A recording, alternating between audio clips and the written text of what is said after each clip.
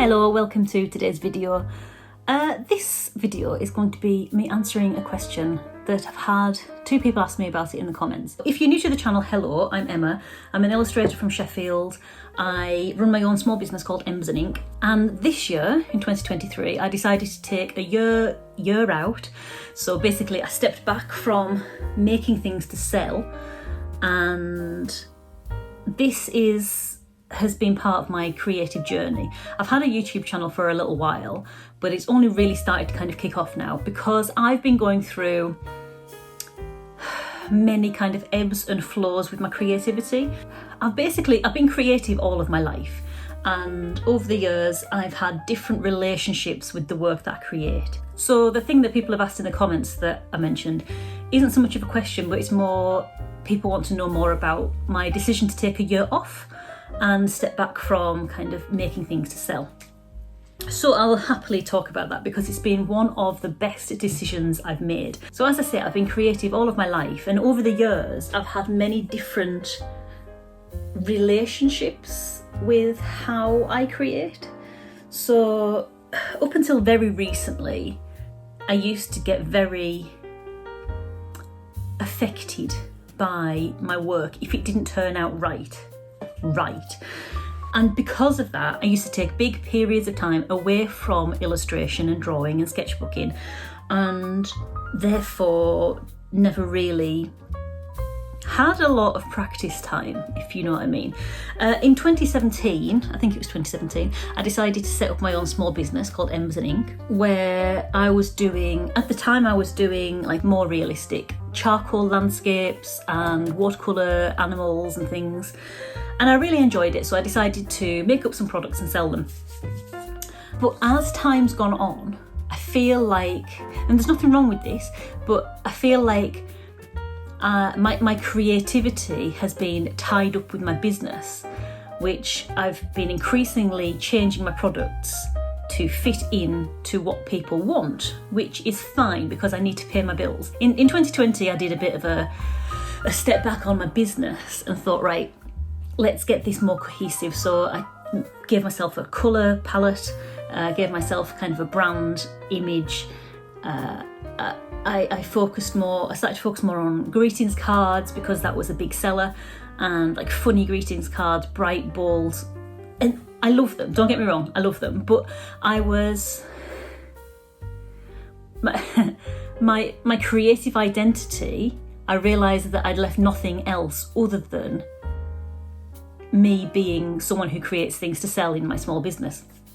And while I do love the things that I create to sell, I feel like because I've been trying to kind of find things that people will buy, I've not necessarily been drawing the things that I want to draw, because obviously I've got bills to pay and that needs to take some kind of precedent as well. But I realised that I didn't have any creative life outside of my business. And you know, if my business folded, my creative life would fold with it, and I'd have to build it all back up again. So I decided to let my small business tick along on its own for a year. And because this is my 40th year, I was 40 at the end of August, I can't believe it, I'm still 18 in my head.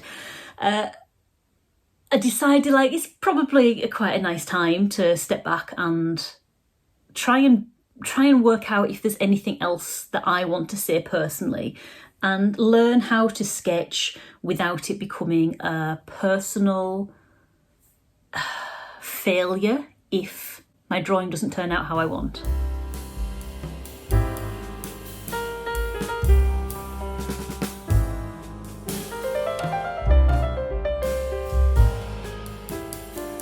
That's another thing. So even before I started my business, when I used to draw, I can draw quite realistically. The thing that I used to struggle with was drawing like in a cartoony, like an illustrative style. So when I first started being creative and showing people my stuff, like, hey, look what I've made, it was all so as realistic as I could make it. So realistic landscapes, realistic portraits of people. I remember when I was at sixth form, I did some portraits of Steven Tyler from Aerosmith, and like they were brilliant. I was so proud of myself. Really realistic, and I'd show people and go, look what I did. It took ages to do, but it was so stressful for me. I had this idea that I had to do something realistic so that people knew I could draw.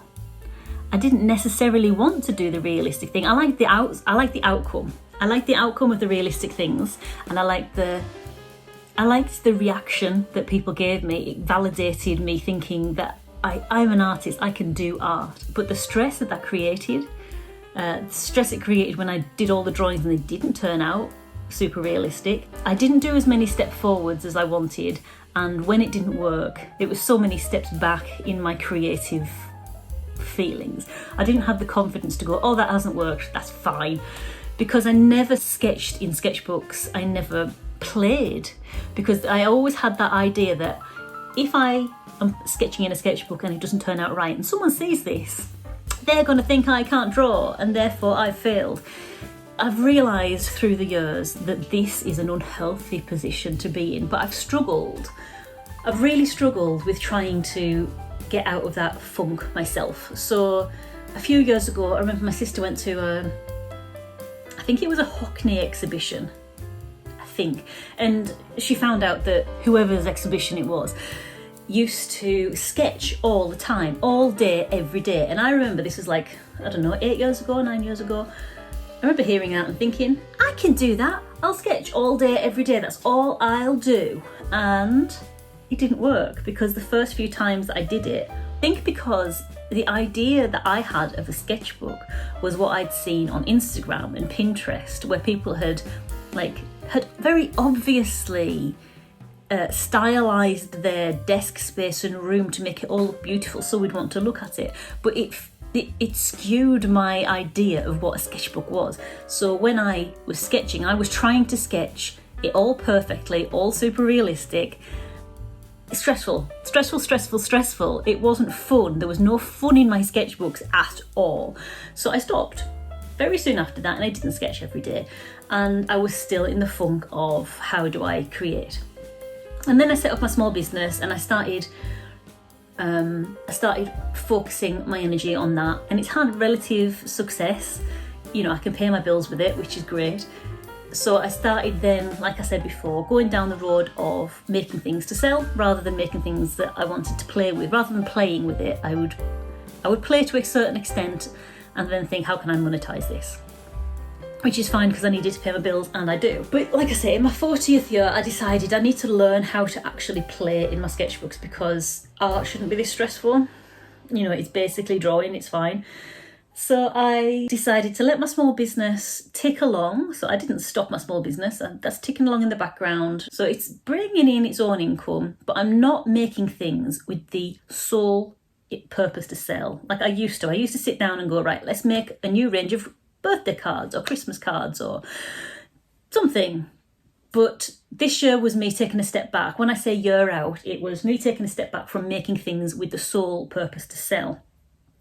And hand in hand with that was me trying to play in my creative life again.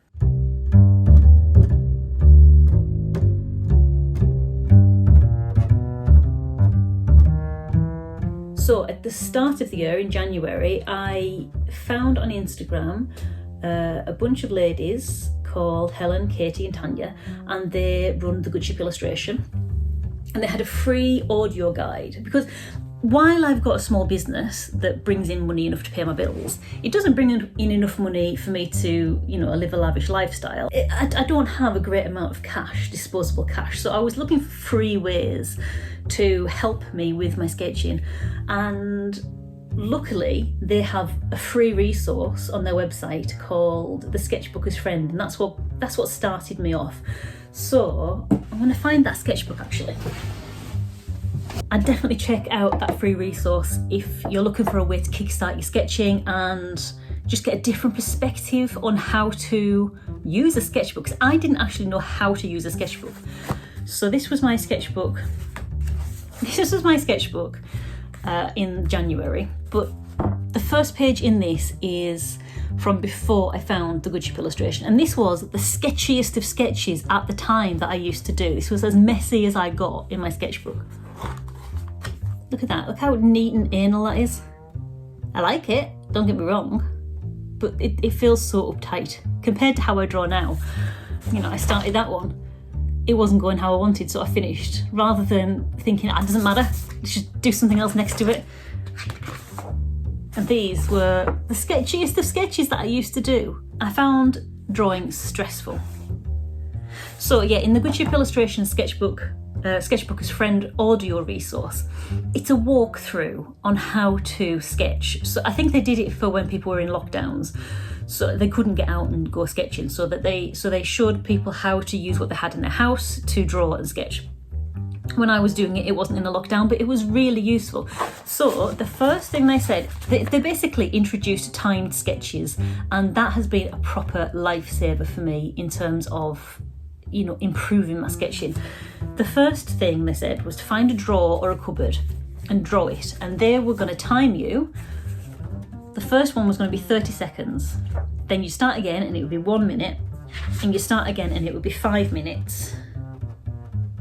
And then the last one maybe was 15 minutes, because I've got another more detailed one. And this stopped me being so uptight on the result, because I was focusing on the time, like how much stuff can I get done in 30 seconds? And this was my very first timed 30-second sketch. That was my draw, and this draw had so much stuff in it. And that's all I managed to get. And it's at that point that I realised I didn't know how to observe, because I'd never trained myself to observe. So I realised at this point I didn't know how to observe, and this was going to be a challenge. But it was such a simple method of using my sketchbook, I thought, well, I might as well stick to it, because this isn't working. You know, this isn't working, because as soon as I do something that I perceive as wrong or messy, I stop. So how about I just see this through and I focus on the time and try and just get better at observing. So that was my first observational sketch there for 30 seconds. Then you had to stop. This was after 1 minute. There was a bit more in there. And this one was after 3 minutes. There's a bit more in there, a bit messier. But can you see how much different this is from this? This was the messiest of sketches that I used to do before. And then suddenly I was presented with this. I thought, I seriously can't draw. If this is what I'm producing, who the heck do I think I am? But that feeling was just because I'd never actually seen my own style.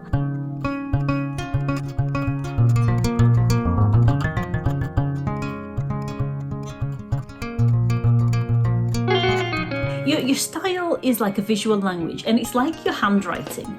So I don't know if you ever did this, but when you were in junior school or whatever, there'd always be that kid in class who had really neat handwriting, and you'd always try and copy. You'd be like, oh, I like the way they do their G's or whatever, and you try and do it really neatly. I'm a scribbler at heart. My writing is like a doctor's handwriting, and I'd never ever seen my own hand in drawing, because I'd always been looking at Instagram and Pinterest and all of those things and thinking, I need to draw super neat, otherwise people won't know that I'm an artist. And actually, that wasn't my true hand. Even though I can draw super neat, it wasn't something that was at my core. Like if I was told, like, draw this in 30 seconds or someone's gonna smack you around the face, I wouldn't draw it super neat, if you know what I mean. And this was me after spending about 15 minutes, the same draw. Already instant development. But at the time I didn't like this. It hurt my heart to see this mess. But I stuck with it. And every day I'd separate my page, so 30 seconds, 1 minute, and then 5 minutes of the same scene. And then was that 10 minutes of the same scene? So I did that. This is what I would do. 30 seconds, 1 minute, 5 minutes. 30 seconds, 1 minute, 5 minutes of the same person, the same scene. And I just stuck with it. And this was the start of my development into more loose, more scribbly. Look at those pigeons, they're so lovely. I love them. And they're so different to that, which I can appreciate how nice and tidy this is. But those pigeons, give me a scribbly pigeon any day. And also, by timing my sketches, I found what I liked. Because when I was drawing neat, I was drawing neat for a hypothetical person who may see my drawing, and I would want them to know that I was an artist, and so I was drawing it so neat and realistic for their benefit. Whereas stuff like this, it was for me. I wasn't necessarily going to show anyone these drawings.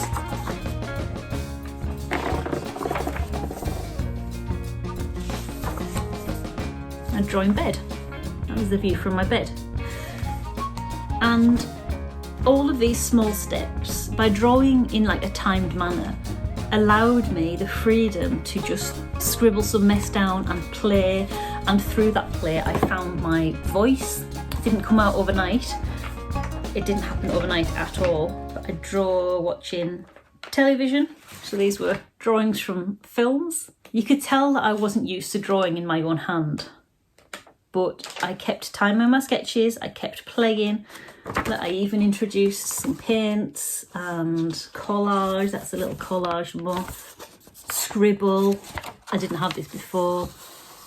Scribbles, paints. I was drawing with sticks.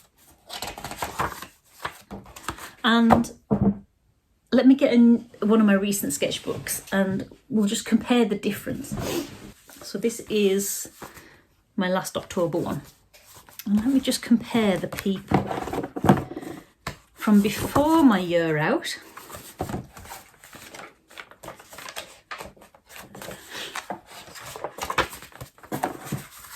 to within my year out.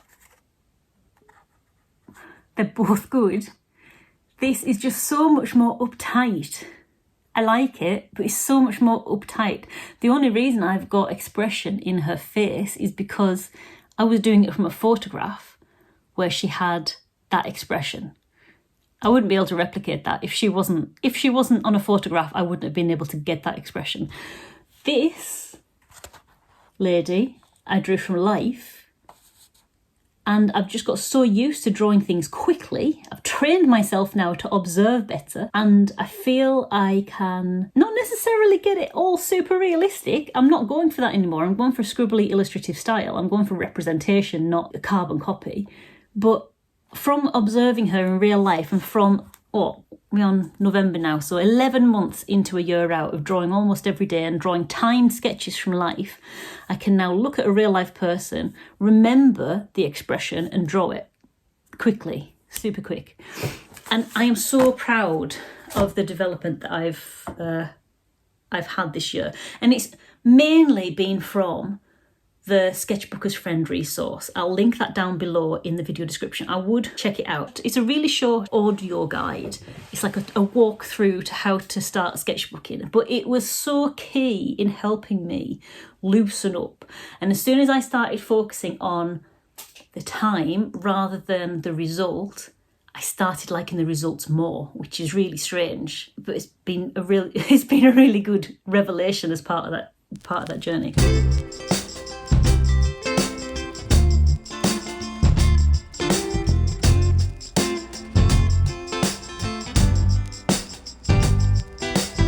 Even though the free resource was my best thing that I could have done, I was spurred on with the enthusiasm, with the results that I was starting to see. And I decided to invest some money in one of the Good Ship Illustration's paid courses. I'm not sponsored by the Good Ship Illustration. I know it sounds like I bang on about them all the time, but if you ask me about my creative journey, especially this year when I've taken this year out to help develop myself, they've been instrumental in a lot of the steps on that journey. So like I said before, I don't have a great deal of money from my small business like as disposable income. I can pay my bills, I've got a little bit left over, but the idea of investing in a course, it was a big decision for me. So the course that I decided to go on was their Freak Flag course. It's got like 2 names, so they know it as the Freak Flag course, so Fly Your Freak Flag, but also as the Find Your Creative Voice course. And even though I wanted to jump in and do the picture book course first, because I'm on the journey to traditional publishing. After self-publishing my children's book in 2020, I decided I'd really want this to be a big part of my future. So even though I wanted to jump straight into that, I knew there was still a gap between where I wanted to be and where I am now. And with my new kind of mindset that I'd found with sketching every day after the Sketchbooker's Friend, I thought, well, maybe I need to find my creative voice first. And that course, it was just under £500, that course, like 490 something pounds, which was a big deal. It is a big deal for me to pay that amount of money for something. But I was so impressed with the Sketchbooker's Friend free resource. I thought, well, if this is free and it's really good for me, the paid stuff might be absolute gems. And it was such a good course. I can highly recommend it. I know it's a lot of money and I wouldn't say you have to do it, but sometimes you just need that guiding hand to go, come on, this is how you do it now. When you're trying to do it on your own, like back when I was trying to sketch every day because my sister said that the person who she went on the exhibition for, they sketched every day, and I thought I can do it, but actually sitting on my own in my room with all of my insecurities, I couldn't do it. So it was worth paying for to have them as the guiding hands to say, this is what we do now. Now you can do this. Now you can play, do this. How about you try it like this? How about like this? That course really did help me find who I am in my drawings and in my journey, and be comfortable with finding my own hand and my own way of representing things. It made me comfortable in putting me into my art and my drawings.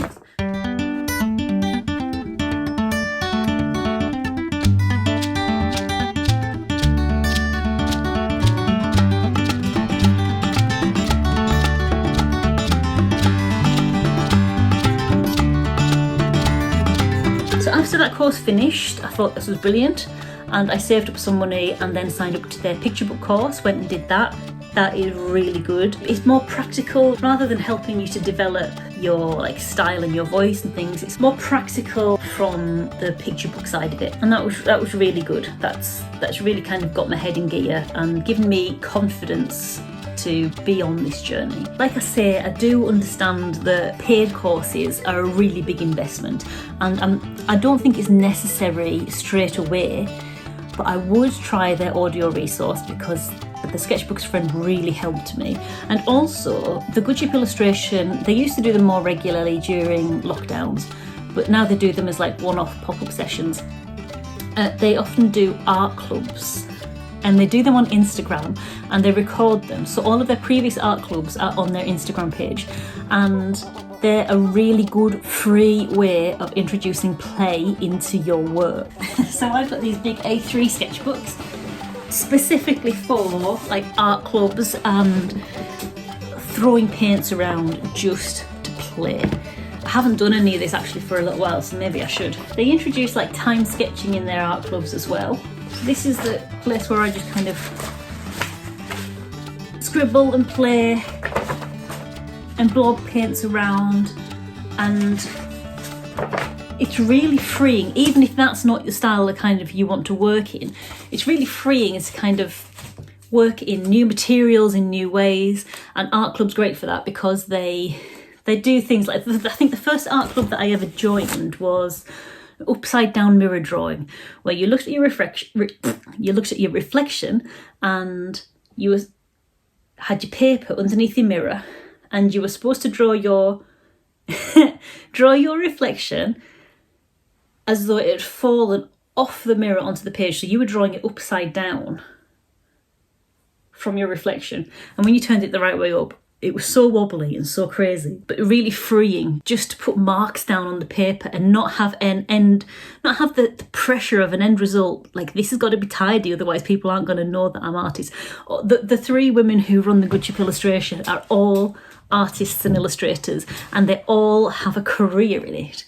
And they're telling you you are an artist if you draw this self-portrait of yourself upside down, or maybe like under a box drawing. Sometimes they do under box drawings and things like that, where you look at your subject, your hand's under a box drawing, so you can't see where on the paper you're drawing. You end up with these wonderful, wobbly, crazy, abstract pictures. And these three artists who make a career in art are telling you, yeah, this is how you are an artist. This is how you do it. This is how you play. This is how you find something that you love. And it's just so joyful and so not what I was getting from sketching on my own. I see creating in such a different way now that I've taken this step back. So before I was all very rigid, very tight, I've got to do this so realistically, otherwise people aren't going to know I'm an artist. Now I've come to blobbing paint around, scribbling timed sketches of people eating sandwiches, and just introducing a lot of scribble and play and fun into my drawings. And I'm so happy I've taken a year out. I do need to start actually posting my business Instagram and all that kind of stuff again, because it is starting to slow down now over there. But it's definitely been worth it. It's definitely made me approach creating in such a more playful way. I can highly recommend it. If you were thinking about taking a year out, because some of the people in the comments did say that they were considering taking a year out to kind of develop their style and stuff, don't feel the pressure to not work. Like, I didn't stop all of my income. I had work that could tick along in the background, and if I didn't have that, I'd find some way to get money in, whether it was a full-time, part-time job or what, but something that didn't take up every single waking hour of my day.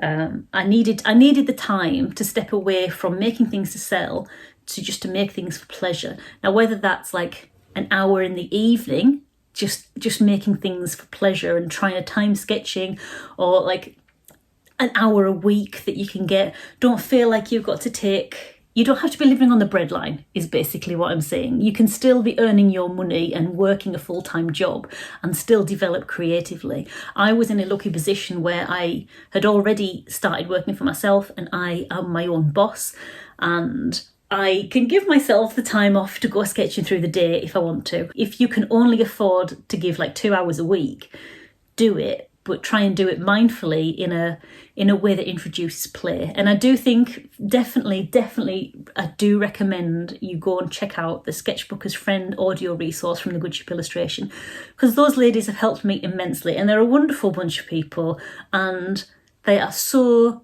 joyful and so giving and so generous, not just with their advice, but with their time and their kindness. They're like lovely people to connect with. So that I would definitely advise you to go and check that out. It's also something that I've tried to take on board with my own work now. So as you probably will already know, but if you're new you might not know, I do have a Patreon. I need to change my welcome video on Patreon actually, because it's still very much self-published book focus. But it's basically, this year my Patreon's been trying to build up a community of creatives and artists, and I run Zoom drawing sessions where for £1 on my £1 tier, you can get a Zoom drawing session at least once a month. I sometimes do some bonus ones where we practice timed sketches. I bring some images for us to draw, you just bring something to draw with and something to draw on, and then we can all work through on these timed sketches for about 40 minutes.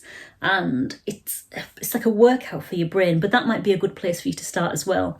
It's not free, but it's £1 a month, and you can stay for a member as long as you want. You can either stay for a month just to see how you like it, or you can keep the membership rolling over. So when you're a member, you have access to the invites to the live sessions for when you are a member, and then you also have instant access to all of the recordings of our sessions as well. So the longer that you're a member, the more rewards that you build up, because you can always access the recordings of our previous drawing sessions and dip into them whenever you want. So that might be an option for you as well. I'll pop the link down below if you are interested in that, but it's patreon.com/Emma Woodthorpe, no obligation at all. But it seems as though you were asking about my creative journey, that kind of thing, joining in people's drawing sessions. And I think that one of the first drawing sessions that I ever joined in with was Beth Spencer's. Beth's one of my patrons now as well, which is wonderful. Mwah, thanks, Beth. And her drawing sessions were so wonderful to be a part of. And she did something very similar. She was providing images for us to draw, and we'd draw like in a group together. You didn't have to show your face, but you could if you want to, and we just all drew together. So there's another option there as well. There are many artists doing drawing sessions. I am just one among many. So find one that fits. But I do find that meeting up with other creatives and other artists on a regular-ish basis to do scribbly sketches. I mean, what's better than that? Like busting those myths that everything's got to be tidy and neat and realistic. How boring. Anyway, so that's what I've got for you. If you've got any more questions about my year out, I feel like I've waffled a heck of a lot. I probably haven't even answered the questions that you wanted answering, but this is what I've got for you today. If you have any questions, if you've got any more specific questions about it, ask them in the comments, and I'll either answer them in the comments or I'll make them into another video and incorporate them into another video. So they will get answered eventually, and I'll try not to waffle as much in the future. But I'm gonna go now because I've talked your ear off, and I'll see you in the next video, and hopefully we'll get a bit more actual art done. But I do think it's important to talk about the process of like the mental process that is behind all of the art and the creativity. It's important to get your mind in gear first, because like I was saying in one of the previous videos, confidence to create art is a mind game. And if your mind's not in the game, you're less likely to sit down and create. And it's less likely to be a joyful process. It's more likely to be stressful. And no one wants to be stressed out when they're sketching. It's meant to be fun and playful. So bear that in mind. I hope this has been helpful. If you've got any more questions, ask them in the comments. And until the next video, see ya!